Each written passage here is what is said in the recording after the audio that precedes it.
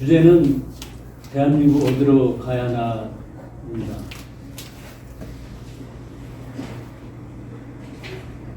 그동안 대한민국은 전 세계가 주목하는 선진국으로 발전했습니다. 시작에 앞서서 한번 여러분에게 의견 한번 드리겠습니다. 우리나라의 현재 여러 가지 수준을 강대국으로 봐야 되는지 강소국인지 아니면 약소국인지, 이게 지금 유튜브를 보면은 다 다르게 표현하더라고요. 어떻게 생각하는지 한번 제가 이렇게 여러분 의견을 먼저 묻겠습니다. 우선 저희 지금 대한민국이 선진국이다 이렇게 생각하시는 분 한번 손 한번 들어보시죠. 선진국이다. 약소국이다. 근데 강소국이다. 강대국이다. 그럼 뭐 제일 많은 게 강소국이군요. 그래서 저희가 하여튼 전 세계가 주목하는 강소국으로 저도 발전했다고 생각을 하고요. 우선 2019년에 1인당 국민소득 3만 달러 이상, 인구는 3천만 명, 5천만 명 이상이 되는 소위 이른바 상공업 클럽에 저희들이 7번째 순서로 들어가는 선진국으로 발전했습니다. 지금 7개 그 선진국에서 미국, 영국, 독일, 프랑스, 이탈리아, 일본은 그 세계 역사상에 다 제국주의 국가들이었습니다. 그런데 이제 우리 대한민국만 유일하게 식민지 국가이면서 경제 발전과 정치 발전을 위해서 선진국 대열에 들어선 그런 놀라운 그런 역사라고 할 수가 있습니다. 그런데 지금 윤석열 정부 들어서서 경제 성장률은 1.4%를 기록하고 출산율 합계에는 역대 최저의 0.72%를 기록했습니다. 정말 안타까운 일이 아닐 수 없습니다.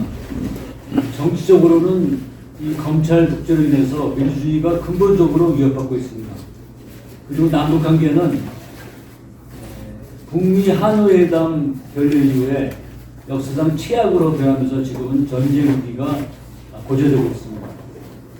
이렇게 지금 대한민국은 윤석열 정부 하에서 불통과 무능, 독단으로 인해 민주주의 파괴로 인해서 나타나는 민주모순, 정치 모순이겠죠. 정치적인 측면에서 민주모순. 그리고 한반도 분단으로 인한 군사적 긴장과 위기로 비롯되는 민족모순. 그리고 저출산 고령화 사회, 불평등 사회로 표현될 수 있는 계급모순. 그 다음에 무한 생산 환경 파괴로 나타나는 기후위기 모순. 이렇게 크게 대한민국은 네 가지 모순 속에서 살고 있습니다. 그렇다면 이런 모순들을 어떻게 해결해야 할지, 그리고 이런 모순과 위기 속에서 처해 있는 대한민국이 어떻게 앞으로 나가야 할지 하는 그런 우리가 풀어야 될 그런 절대적인 과제들을 우리들이 가지고 있습니다. 첫 번째, 이런 네 가지 크게 네 가지 모습으로 표현되는 대한민국의 과제들이 있는데, 이런 과제들은 도대체 어떤 사상으로 풀어날 것이 굉장히 중요하다고 생각합니다.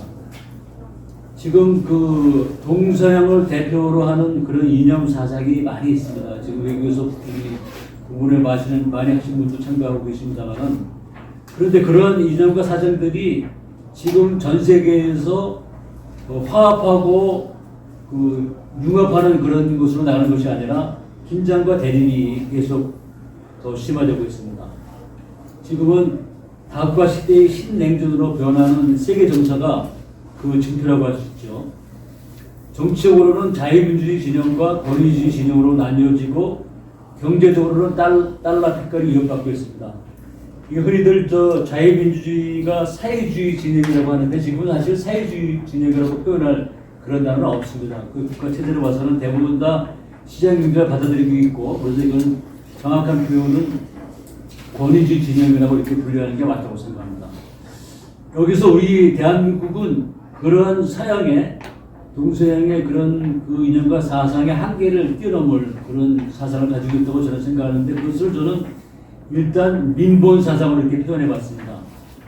민본 사상을 많이 그 집약한 그런 이념은 홍익관 저는 이화세계라고 생각합니다. 우리 이 홍익관 이화세계는 저희 교육기본법 제2조에 그 자세하게 나와 있습니다. 그리고 그 홍익 사상은 평화 사상이고 공정 공영 사상이죠. 저는 통일 사상이라고 생각합니다. 홍익인가는 이 문교부 개간에 우리나라 건국이념으로 결코 편협하고 고루한 민족주의 이념의 표현이 아니라 인類공영의 뜻으로 민주주의 기본 이념과 부합되는 이념이라고 이렇게 정의하였습니다. 이 홍익 사상은 동학의 저는 개벽 사상으로 이어졌다고 생각합니다. 동학은 시천주, 내 안에 하늘님이 모셔져 있다. 나뿐 아니라 모든 사람이 하늘을 모시고 있다. 인내천, 사람이 곧 하늘이다. 라고 하는 인내천 사상으로 이어졌다고 생각합니다. 개벽 사상은 평등 사상이고 생명 사상이며 개벽 사상은 3.1운동과 최근에 촛불혁명의 원천이라고 생각합니다. 둘째, 정치적인 측면에서 우리나라는 전 세계의 자랑스러운 민주주의 투쟁의 역사를 가지고 있습니다. 그런데 최근 윤석열 정부 하에서 민주주의가 퇴행하고 독재가 진행 중인 나라로 분류되고 있습니다. 최근 스웨덴 에텐버리 대학의 민주주의 다양성 연구소에서는 연구 연례 보고서를 통해 민주주의 리포트 2024에서 한국이 민주주의 지수가 전 세계 179개 나라에서 47위로 평가했습니다. 이것은 지난 17위까지 상위권 국가로 발전했다가 순위가 크게 떨어진 그런 결과입니다. 한국은 자유민주주의 최상위 그룹에 속한 나라에서 유일하게 독재가 진행 중인 나라로 이렇게 분류되었습니다. 이는 촛불혁명으로 탄생한 문재인 정부가 촛불 민주주의를 완성하지 못하고 새로운 민주정부를 수립하지 못했기 때문이라고 생각합니다.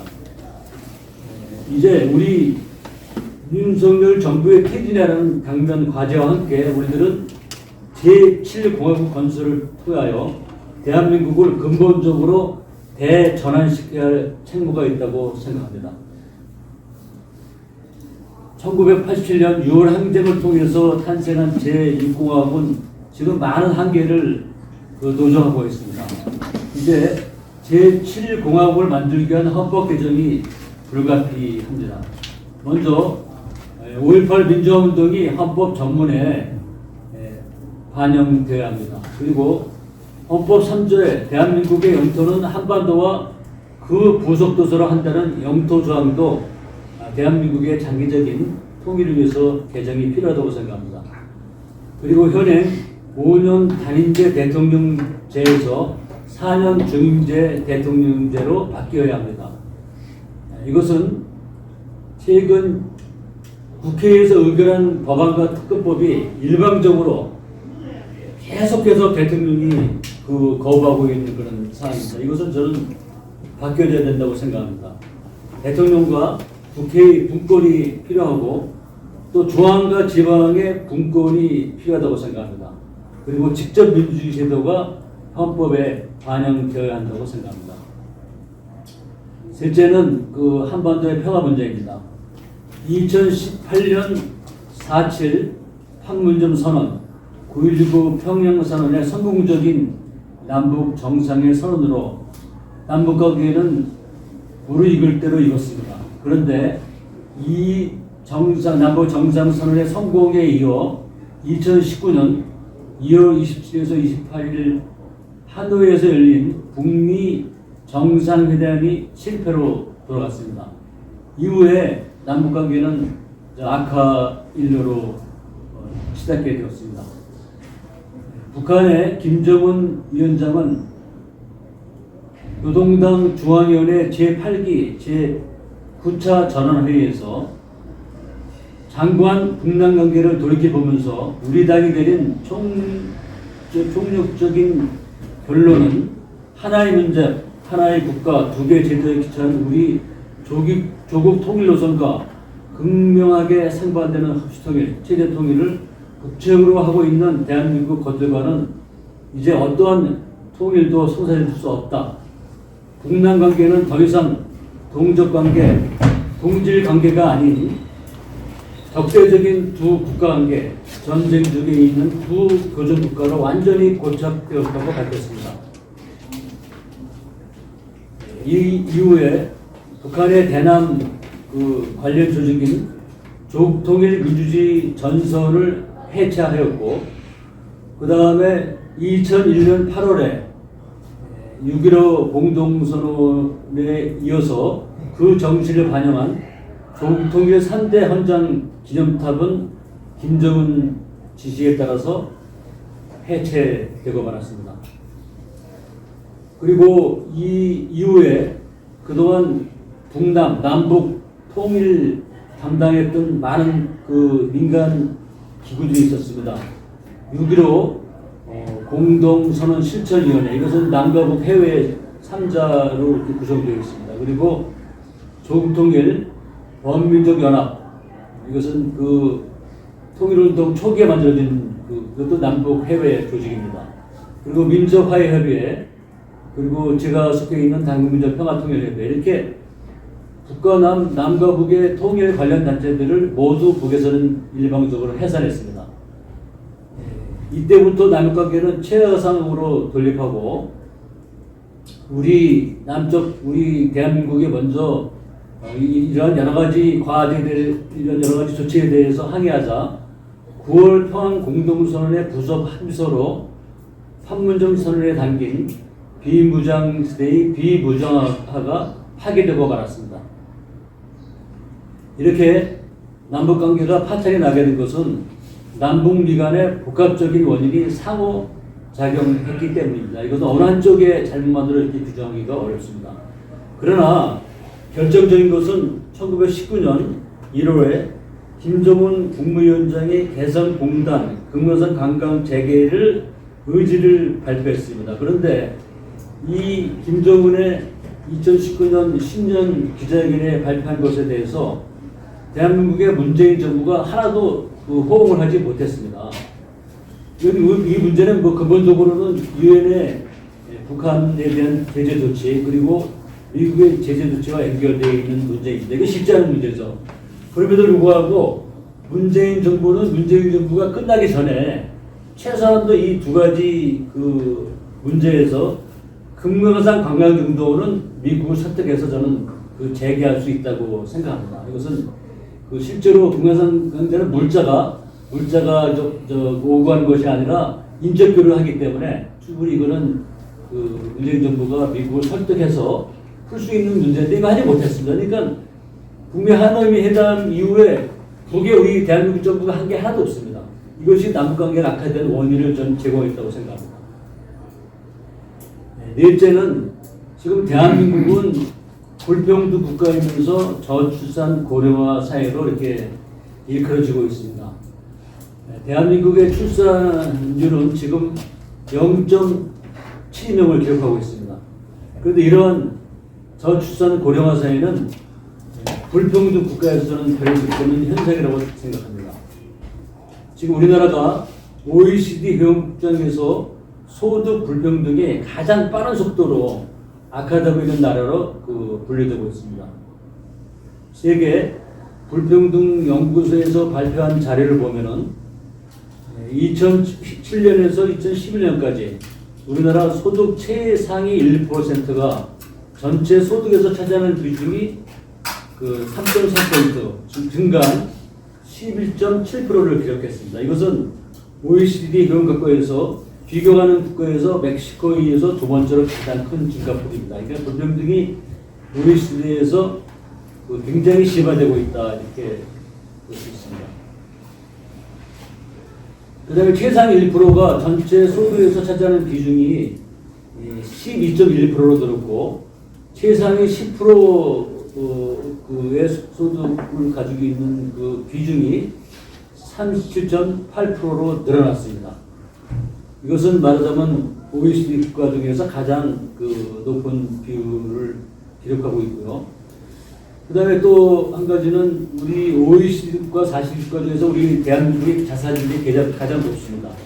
10만 명당 24.1명입니다. 정말 부끄러운 기록이 아닐 수 있습니다.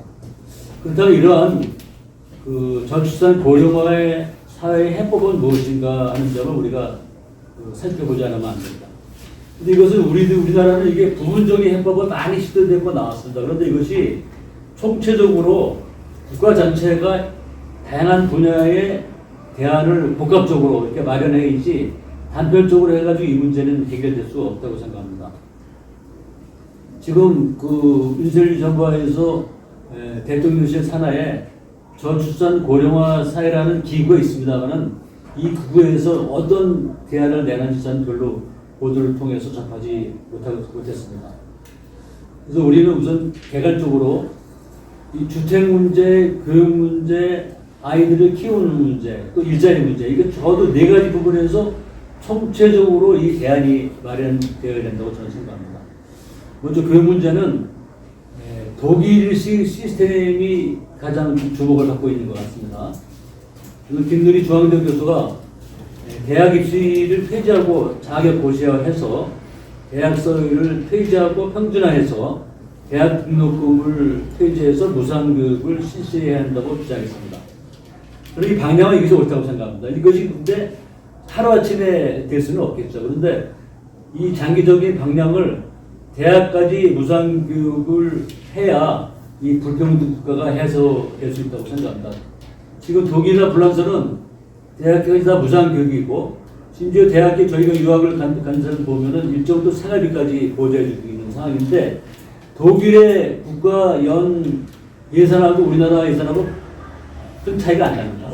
독일은 그 예산을 적절하게 조금 튀긴 거 나중에 얘기하죠. 그래서 그렇게 저는 알고 있고 그래서 일단은 그런 것을 우리가 좀 목표해서 가야 된다고 생각하고 최근에 교육과 관련해서는 지금 의대 입학자 문제로 지금 심각하게 의료계와 지금 정부, 국가가 지금 대립을 하고 있는데 이 문제도 좀 독일에 비춰보고 저희가 생각하기에는 입학 성적만으로 그 대학에 가는 이런 시스템은 바뀌어야 된다.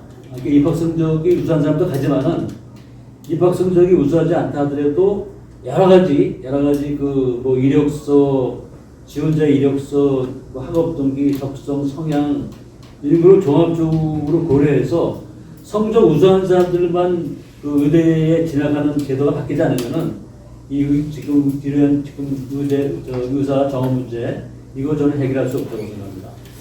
그 다음에 이제 양육 문제 관련해서는 가족 수당의 도입이 필요하다고 저는 생각하는데 일단 이게 지금 여러 나라가 우리가 좀 벤치마킹 해야 되는데 프랑스가 이민자들의 경우도 아이들 3명 정도 이렇게 가지고 있으면은 그 아이들한테 주는 양육 수당으로 최소 기초적인 생활은 다 할 수 있다고 이렇게 들었습니다. 그래서 우리도 그런 이것을 저는 일단 가족 수당으로 생각하는데 가족 수당을 저는 줘야 된다고 생각합니다. 그런데 저희 국내에서 주장하는 여러 가지 의견들이 있는데 그 중에서 제가 최근에 본 것 중에는 강원대의 이현웅 교수가 주장한 가족 수당을 1인당 100만 원씩 주장하는 것이 좀 우리나라 학자들이나 단체에서 주장하는 것 중에서는 좀 유효한 방식이 아니냐. 이것은 앞으로 전문가들 저희가 모셔놓고 좀 집중적으로 토론을 해서 정책적인 대안을 좀 마련해야 된다고 생각합니다. 그리고 최근 이번에 새로운 21대 국회가 출발했는데요. 국회에서는 일단 국민의힘은 저출산 국력으로 부총리급 임금부 신설을 약속했습니다. 그리고 가족 친화 우수, 중소기업 법인세 감면 이런 것을 제안했고 저출산 고령화 사회 용산 대통령실 산하에서 일을 했던 나경호 의원은 지금 한가리식 그런 가족 수당 이런 것을 법안으로 제출하겠다고 이렇게 지금 발표가 됐습니다. 근데 민주당은 출생 시의 기본소득 지급, 그 다음에 아동 돌봄 서비스 지원 대상 확대 뭐 이런 내용을 지금 제안하고 있는 그런 상황입니다. 그 다음에 조국혁신당도 저출산 대응 부처 설치 그리고 아이 돌봄 가입소 보편 지급 이런 내용을 추진할 예정이라고 발표했습니다. 이 밖에도 일자리에 대한 대책이 지금 양육수단이나 교육 문제 이런 문제가 아울러서 일자리가 없으면 이건 그 진정한 해법이 아니라고 생각합니다. 근데 우리나라의 경우에는 기본적으로 일자리가 좀 부족한 상황이고 또 부족한 상황과 아울러서 그 지금 서구에는 대학을 간 사람과 대학을 가지 않은 사람의 인구 격차가 크지 않은 걸로 알고 있는데 우리 경우는 실제로 대학을 간 사람과 대학을 가지 않은 사람의 인구 격차가 있는 게 현실입니다. 그런데 그 인구 격차와 일자리가 대한 대책이 없으면은 이 지금 저출산에 대한 대책은 좀 제한적인 대책이 될 수밖에 없다. 그래서 일자리 확대와 임금 격차 해소 이건 굉장히 어려운 문제다. 이것이 시간에 걸리고도 좀 중장기 대책을 세워서 그런 그 일자리와 그 임금 차별 이것이 그 해결이 돼야 된다 이렇게 생각합니다. 종합적으로 말하자면은 지금 그 복지국가가 건설이 돼야 되는데 이 복지국가의 건설을 하는 과정에서 예산 배정을 놓고 지금 국민의힘 여야당이 늘 합의가 안 됩니다. 그러나 이게 이제 보편적인 그런 그 복지국가를 건설하지 못한다 하더라도 여야가 합의하는 수준에서 복지국가의 그런 정책이 확대되어야 이러한 저출산 고령화 사회의 문제가 해결될 수 있지. 그 예산 가지고 맨날 대리만 하고 거기에 복지 정책이 확대되지 않으면 이 문제는 해결되지 않는다. 그래서 궁극적으로 이런 저출산 고령화 사회는 이 복지 정책이 확대되면서 공평국가를 건설하는 것이 그 대안이라고 저는 생각합니다. 크게 이렇게 이제 오늘 그 대한민국이 가야 될 방향을 지금 말씀드렸습니다. 저는 그 한 가지 대안은 제가 전문가가 아니기 때문에 충분하게 말씀드리기는 어려우나 최근에 이제 우리 대한민국에서 지금 그 소개되고 있는 정책을 소개하는 그런 수준으로 말씀을 드리고요. 이후에 그 한 가지 문제들을 또 전문가와 또 여기 계신 분들을 다 이렇게 보시고 그 대안을 하나씩 그 마련해 나갈 합니다. 이상으로 저희 오늘 발표를 마치겠습니다. 고맙습니다.